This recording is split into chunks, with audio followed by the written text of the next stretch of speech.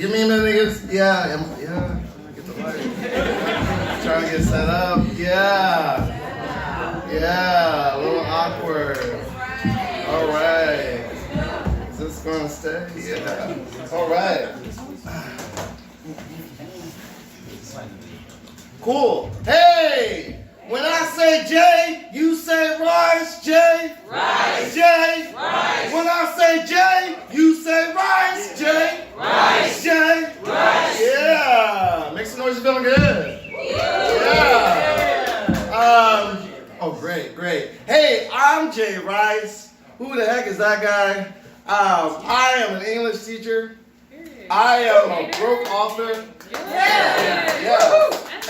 And I am a sex symbol with a bipolar disorder. Yeah, sex symbol bipolar. Yeah. Hey, I'm up here. I wanted to read some pieces from my book. I am, I will be. Same book that's on the wall. If that's all right with you guys, is that all right? Yeah. Cool. All right. So I'm gonna go. Ooh, this is gonna follow me. I'm gonna go into story mode. So this piece is called Lil'Malcolm.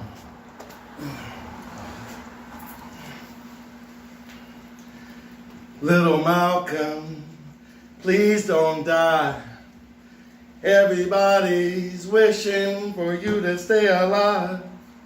You were just a boy riding this bike, the car screeched. Then bullets started to fly. No, this ain't right. Oh God, please don't end his life.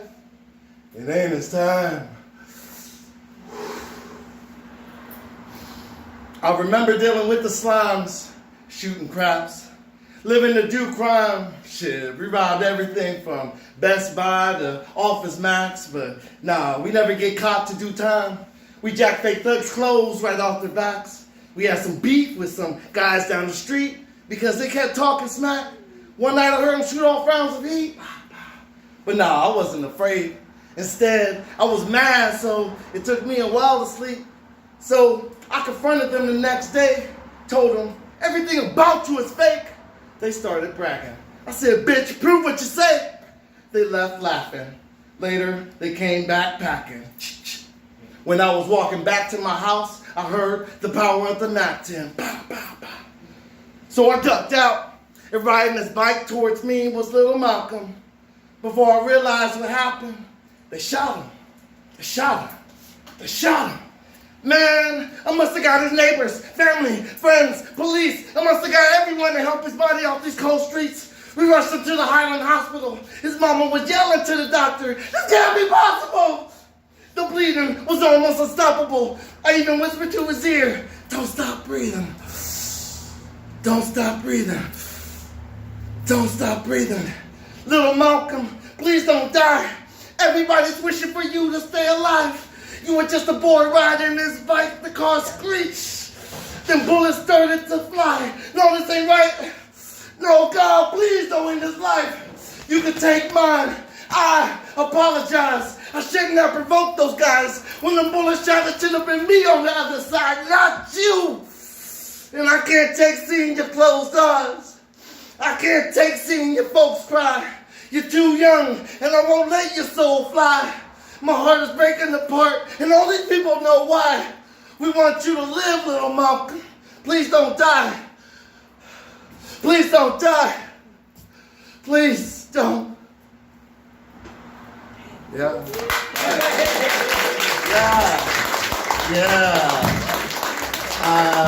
So I'm gonna keep it going. Here's another story. So this one's called Sour Grapes.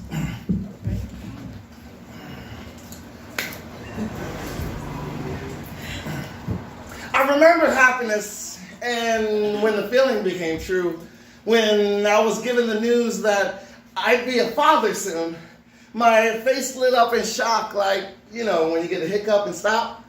We were having our first child, and I never felt more proud. I remember my wife and I had been working on this kid thing for a while, so imagine my smile when the doctor pronounced, you're going to have twins. Then sending my mind through this whirlwind, imagining how their little worlds would begin. I remember dreaming of a future where I'd hold their tiny hands on the first day of class, then let go of their grown hands. Once they graduated at the top of their class, watch them mature from little children to adult humans and teach them everything I've learned to understand. I remember 7 weeks before expected, the twins pressed ejection. My wife's water broke. I choked. We panicked. I panicked. We speeding, deep breathing. We speeding through traffic. She screaming, ah! All the way to the hospital. Despite all obstacles, the nurse said, everything will be all right. Just stay positive. I remember they said, wait. Took my wife away to operate and said, wait. Escorted me outside into the hallway as nurses collided with one another, and one of the other doctors said that something's wrong. And then came the alarms, and I kept asking, what's going on? I remember they said one of the twins had been strangled by the umbilical cord. And though the other twin had survived, she had swallowed too much blood left by the other twin. I remember asking over and over and over again, is she still alive?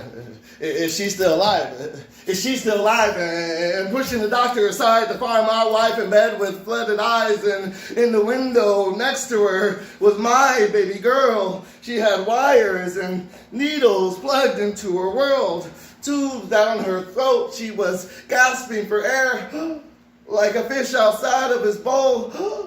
Her tiny arms and legs began to convulse. Her EKG read raging high pulse.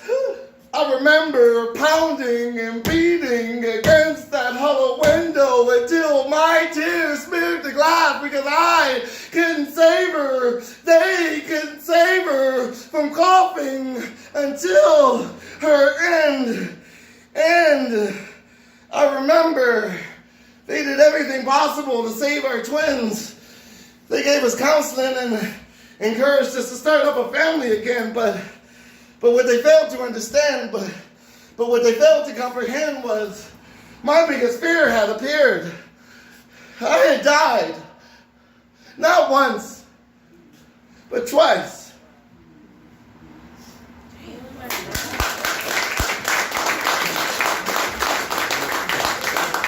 I've been hurt. I've been damaged. Raise your hand if you've ever been hurt. Raise your hand if you've ever felt damaged. This is for you. You are what remains from damage. Through this pain you managed to gain an understanding. Your name is no longer damaged. You are what remains from damage. Through this pain you managed to gain an understanding. Your name is no longer damaged. Your life is for living. Just repeat that. Your life is for living. Meaning more than survival.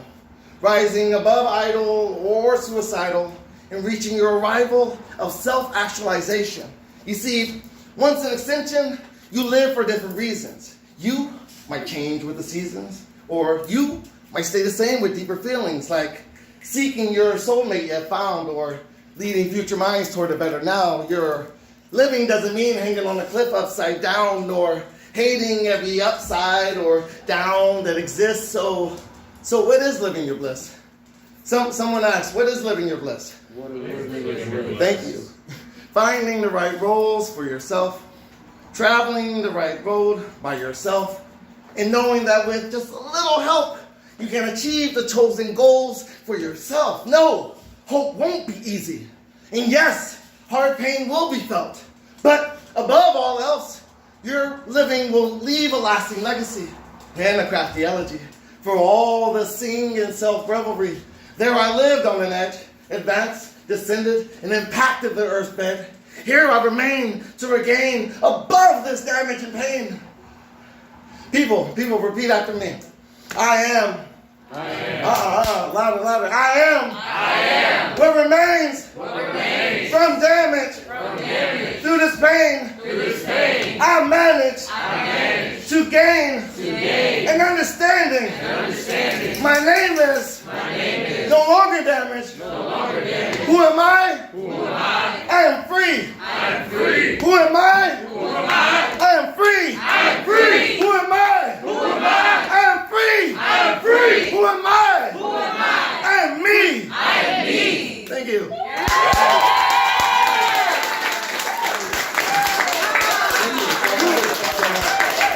Thank you so much. Please follow me.